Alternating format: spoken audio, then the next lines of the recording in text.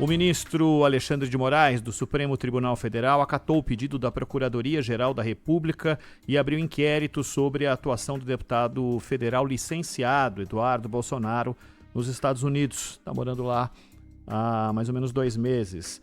A Procuradoria afirma que o filho de Jair Bolsonaro tem trabalhado junto a empresários, congressistas e integrantes da Casa Branca para sancionar membros da Suprema Corte, especialmente Alexandre de Moraes, Suprema Corte Brasileira, além de autoridades da Polícia Federal e da própria Procuradoria, e há um movimento e caiu na mão do próprio Alexandre de Moraes esse caso, que com absoluta certeza vai adiante, mas é um congressista que está fora do Brasil, exatamente falando contra o próprio país, viu, Zé?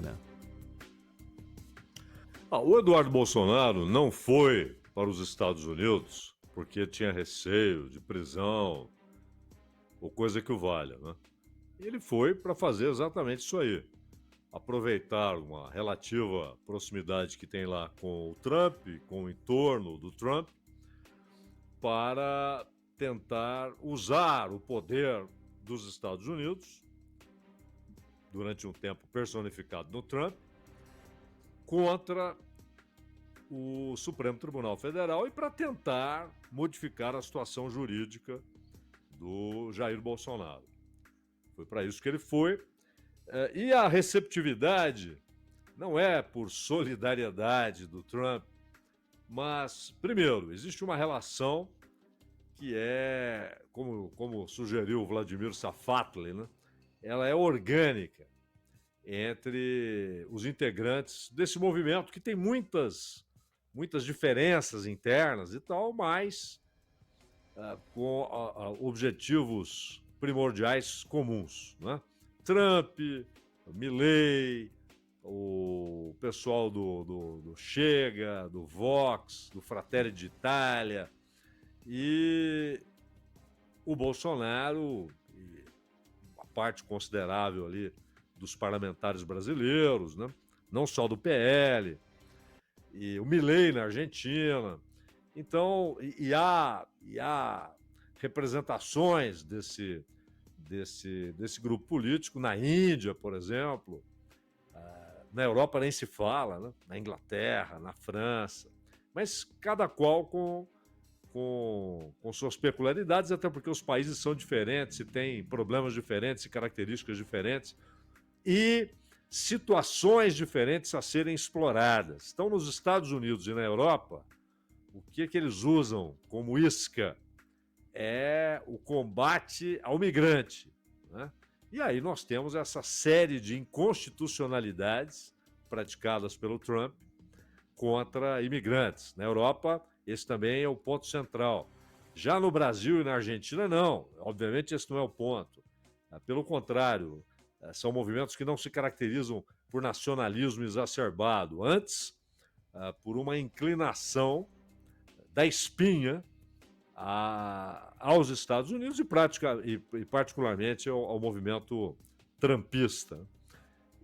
Então a ideia do Trump não é ajudar um amigo. A ideia do Trump é influenciar a eleição do ano que vem, porque o que ele quer do Brasil é um assunto até que trataremos esta semana ainda, talvez amanhã, porque há inclusive, Ronald, uma informação em publicações militares de que dentro do governo dos Estados Unidos, e não só no Pentágono, mas também no Departamento de Estado, há uma pressão para que o Trump, de repente, adote a ideia de fazer uma espécie de um confisco de Fernando de Noronha, do aeroporto de Natal também, com o argumento de que os Estados Unidos ajudaram a construir essas estruturas, sendo que, na verdade, aliás, Fernando de Noronha ficou na mão dos americanos até 1961.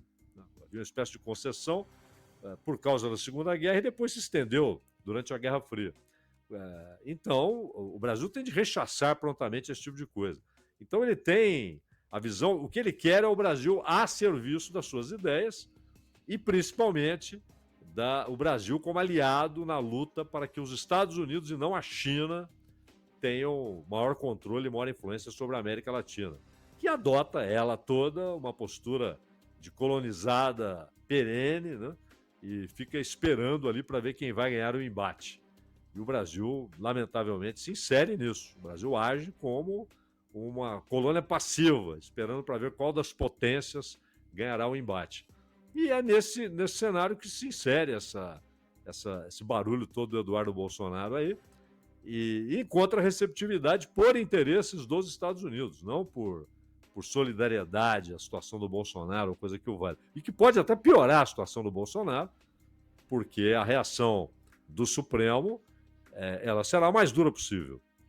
Não só porque abre-se um inquérito relacionado ao Eduardo Bolsonaro, ao que ele está fazendo, incitando um outro país a atacar instituições brasileiras.